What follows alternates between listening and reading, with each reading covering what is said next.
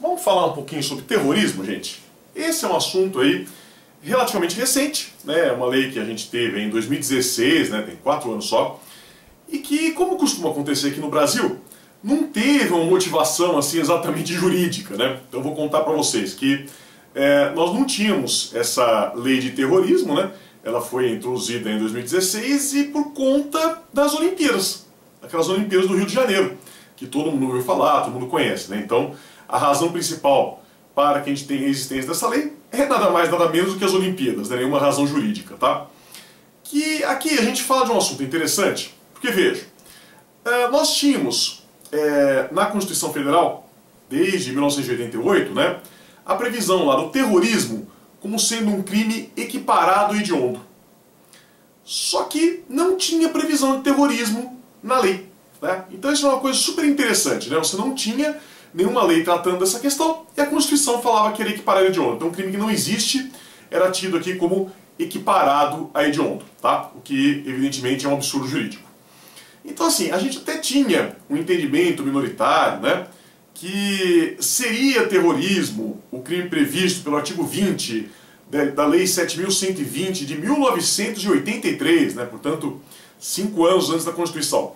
Então havia doutrinadores que defendiam que nesse caso nós teríamos aqui um crime de terrorismo, né? Mas esse entendimento não prosperou, né? Na realidade o que nós temos é que terrorismo mesmo veio só com a lei, né, de 2016. E isso faz diferença, porque se nós entendêssemos, né, que essa antiga lei 7.120 de 83 trazia terrorismo, então o crime previsto por essa lei seria um crime equiparado a hediondo. Se nós entendemos que lá não era terrorismo, então não falamos de um crime equiparado a hediondo, tá? Então prevaleceu que não é terrorismo, que seria uma outra figura delitiva, tá? Bom, aí temos uma outra questão, né? No Brasil nada é muito fácil, né? Então tem uma outra discussão que vai aparecer aqui, que é o seguinte: se vocês olharem lá na Lei 13.210 de 2016, que é a lei que traz essa questão do terrorismo, vocês verificarão que existem vários crimes, não só o crime de terrorismo propriamente dito, né, que é aquele que aparece no artigo 2º dessa lei. Vocês vão encontrar outros crimes lá também. E aí surge a seguinte questão, né, extremamente natural, esperada para esse momento. Será que todos os crimes são equiparados a hediondo, ou só o crime previsto pelo artigo 2º, que é o crime de terrorismo propriamente dito, né? Então, como é que funciona? Será que vai ser tudo ou só o artigo 2º? Então, temos duas correntes, vocês até já adivinharam o que essas duas correntes vão dizer, né? Então tem a corrente que é ampliativa, que é menos favorável para o réu, que vai falar que é tudo equiparado a hediondo. Absolutamente todos os crimes dessa lei são equiparados a hediondo pela Constituição Federal. E temos a segunda corrente, mais restritiva, que vai dizer que não, né? Que apenas o artigo 2º seria um crime equiparado a hediondo e os outros não seriam, tá? Bom, essa discussão, gente, acaba tendo muito pouco apelo prático, né? Eu, como sou uma pessoa muito prática, gosto de resolver os problemas do jeito fácil, que é o que dá para fazer aqui, né? Porque, veja, se vocês olharem, essa mesma lei 13.210, que traz aqui o crime de terrorismo, no artigo 17, diz que a lei dos crimes hediondos é aplicável a todos os crimes nela previstos, tá? Então, não sei se podemos chamar isso de equiparado a hediondo, se vai ser crime hediondo mesmo, mas o fato é que nos termos do artigo 17 dessa lei, todas as restrições, né, que existem lá na lei dos crimes hediondos serão aplicáveis também a esses outros crimes, né, que aparecem aqui na lei do terrorismo, tá? Então a solução acaba sendo essa: você pega e aplica essas disposições para todos os crimes, sem qualquer tipo de distinção, certo? Bom, dito isso, eu acho que é o momento que a gente pode passar para fazer uma pequena análise do artigo 2º, que é o primeiro crime, né, o crime de terrorismo. Eu acho que vale a pena a gente conversar um pouquinho exatamente sobre o que é esse crime, o que está sendo previsto aqui, né, e como que a gente vai resolver essas questões todas, tá? Então o que ele vai dizer, né, que o terrorismo é um tipo penal um pouco complexo, né, tem várias explicaçõezinhas aqui que eu preciso dar. Pode ser cometido primeiro por uma ou mais pessoas, tá? Então a nossa legislação não exige que exista aqui necessariamente um concurso de agentes. Tá? Então percam aquela ideia de que terrorismo sempre vai ter que ser alguma coisa praticada por um grupo. Né? Vou precisar de um grupo, várias pessoas se reunindo para fazer ações terroristas. Não, não necessariamente. É claro que nada impede que eu tenha um grupo, e se eu tiver o grupo, eu vou ter o terrorismo de qualquer forma, né? Mas isso não é necessário, eu não preciso desse terrorismo, né, desse grupo, aliás. Uma pessoa só já pode ser terrorista desde que atenda, né, a todos os requisitos que a lei traz, que a gente vai ver na sequência quais são.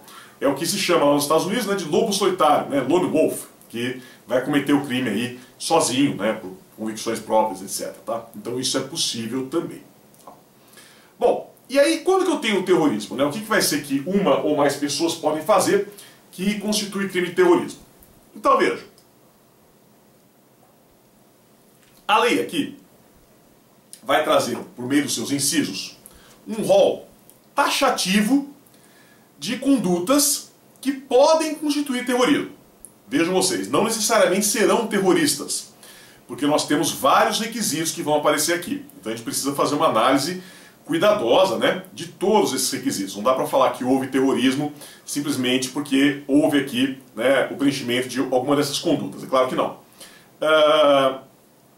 Mas eu posso ter eventualmente terrorismo, tá? Então o que ele vai dizer aqui? Mencionando para vocês rapidinho, depois da lição de casa. Olhem a lei, dá uma olhada no artigo 2º da lei 13.210, tá? Então ele fala assim, ó, por exemplo, usar, portar, guardar explosivos, gases tóxicos, venenos, coisas que podem formar bombas nucleares, né? Esse tipo de coisa. Então, tudo isso aqui pode ser eventualmente terrorismo, desde que atenda aos outros requisitos que eu já vou falar quais são, tá? Depois ele fala também a pessoa que dá um jeito, né? Seja remoto, seja sequestrando alguém, não importa, de ter controle total, parcial, né, ainda que temporário, de meio de comunicação, transporte, porto, aeroporto e etc. São aquelas coisas que a gente vê em filme americano, né? Talvez tenha sido uma inspiração hollywoodiana aqui do nosso legislador, não sei. De repente ele viu algum filme lá sobre terrorismo, achou legal e resolveu fazer igual aqui no Brasil. É possível. Ou ainda, né, quando você tem algum atentado contra a vida ou integridade física. Então veja, o que eu quero que vocês observem aqui, gente, a maioria dessas condutas que aparecem aqui já são normalmente delitivas. Então assim, independentemente da existência ou não dessa lei 13.210, essas condutas aqui, elas já seriam tipificadas em algum lugar, tá? Então, não basta, como eu disse, praticar essas condutas, tem que ter os outros dois requisitos. Então, é alguma dessas 3 condutas que eu falei para vocês e atendendo aqui outros requisitos. Quais sejam, né? O que a gente vai precisar aqui para ter o terrorismo? Eu preciso que isso aconteça por xenofobia, vocês sabem, né, que é o ódio aos estrangeiros, discriminação, preconceito, tá? Então precisa ter essa motivação, xenofobia, discriminação, preconceito. Portanto, cuidado, né? Porque a gente fala em terrorismo no Brasil, a primeira coisa que as pessoas lembram são daqueles ataques do PCC, aqueles ataques do PCC que aconteceram lá em 2006, né, 14 anos atrás. E, na realidade, né, naqueles casos, a gente não tem necessariamente, né, terrorismo. E por que não? Porque lá não aparece xenofobia, discriminação nem preconceito, né? Então são ataques que foram feitos por outras motivações mais políticas, né? Então, portanto, não entra com o terrorismo nos termos aqui dessa lei, tá? Cuidado. É claro, né, gente, que de repente seu tio dentista está assistindo aqui a aula junto com você, daí ele vai ficar bravo e vai falar, mas esse professor aí quer absolver todo mundo, quer dizer que não teve crime? É claro que teve crime. É claro que os caras não podiam sair por aí matando policial, não podiam fechar o comércio, fechar as cidades como eles fizeram lá em 2006. Mas serão crimes comuns. Então matou o policial, é homicídio, né? A gente não vai ter crime de terrorismo, tá? Para ter crime de terrorismo teria que ser isso, xenofobia, discriminação, preconceito, alguma coisa nessa linha. Aí a gente teria aqui esse crime de terrorismo, tá? Então importante que isso aconteça.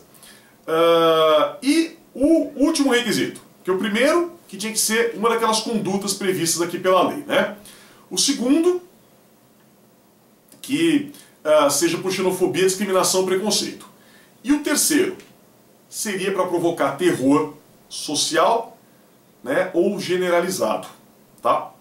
Então aqui, gente, o que vai ser, né? É uma coisa que muitas vezes a doutrina vai chamar de um crime que é cometido contra uma vítima sem rosto, né? Então você não tem aqui especificamente uma vítima, né, uma pessoa que é a vítima diretamente desse crime. Não é isso que vai acontecer aqui. É um crime que é cometido para tocar um terror na sociedade, tocar um terror em todo mundo, assustar todo mundo, tá? Então, ainda que tenha uma vítima imediata, né, naquela conduta em que você tem lá um atentado contra a vida ou a integridade física de alguém, você vai ter uma vítima imediata, né, vai ter uma pessoa que imediatamente é vítima daquele crime. Mas sempre vai ter, né, essa questão aqui da vítima sem rosto, né? Então essa é uma questão importante que vai aparecer aqui para nós, tá? Outra coisa, gente, que eu não posso deixar de falar para vocês é que, se vocês olharem, né, tem uma observação aí nesse mesmo artigo 2º que vai dizer o seguinte, né, que manifestações, de modo geral, né, então manifestações que vão acontecer de uma maneira geral, né, políticas, né, ecológicas e tudo mais, não podem ser tidas como terrorismo, tá? Então essa foi uma ressalva muito importante que fizeram para excluir o terrorismo dessas manifestações. E de novo, gente, mesma coisa que eu falei lá atrás sobre os ataques do PCC. Eu disse que manifestações, de um modo geral, não caracterizam crime de terrorismo. Mas eu não disse em momento algum que não pode ter crime nessas manifestações. É claro que pode. Se é aquela manifestação violenta, que sai por aí quebrando tudo, né, você vai ter aqui claramente um crime, né, mas deve ser crime de dano, de lesão corporal, enfim, o que acontecer lá naquele caso. Não vai ser aqui um crime de terrorismo, tá? Aqui, especificamente contra essa lei. Tá? Outra coisa que eu quero que vocês notem, né, é que esse artigo ele traz uma pena bastante violenta, né? Então, se vocês olharem lá no preceito secundário, quando tem a pena, vocês encontrarão uma pena que vai de 12 a 30 anos, pena bem alta, né?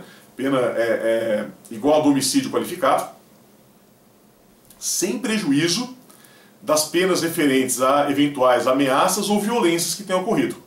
Ou seja, ele está instituindo aqui claramente, né, que nós temos uma situação de concurso material de crimes. Então, assim, se você, além do terrorismo, né, acabar praticando alguma outra coisa, vai somando tudo, né? O que hoje ficou ainda mais sério, porque vocês sabem que pelo pacote anticrime, né, o tempo máximo de cumprimento de pena privativa de liberdade deixou de ser 30 anos, a gente passou até a 40 anos. Vocês já devem ter ouvido falar nisso. Então, portanto, né, dá 40 anos fácil aqui, dependendo do que o cara fez, a gente consegue chegar aos 40 anos com uma certa facilidade, o que é uma coisa bastante rigorosa, como vocês podem perceber, tá? Bom, outras coisinhas que a gente tem que falar aqui para vocês. Então isso aqui, a doutrina majoritariamente vai entender, né, que vai ser um crime de perigo concreto. Então você vai ter o crime de terrorismo, né, quando alguma pessoa, algum bem jurídico, né, a paz pública, o patrimônio estiverem em perigo, né, então isso é uma coisa muito importante, você precisa efetivamente ter o perigo, né, não é um perigo presumido, né, é um perigo abstrato, então a gente tem que ter essa ideia. É um crime que pode ser cometido tanto por dolo direto quanto por dolo eventual, tanto faz, né? O que não pode, gente, esse é o cuidado que vocês têm que tomar, é ter punição aqui por culpa, tá? Obviamente, não existe crime de terrorismo culposo. Eu não tenho como culposamente ser um terrorista, né? Isso, obviamente, não existe, né? Não tem jeito. Então, se alguém conseguir pensar em algum exemplo, né? Eu mesmo não consigo pensar, mas às vezes vocês estão muito criativos, conseguem pensar numa situação em que eu teria aí um terrorismo culposo. Então, já digo para vocês que é fato atípico, tá? A gente não vai ter responsabilidade penal nessas situações, porque não tem previsão legal, né? Crime de terrorismo será sempre doloso, né?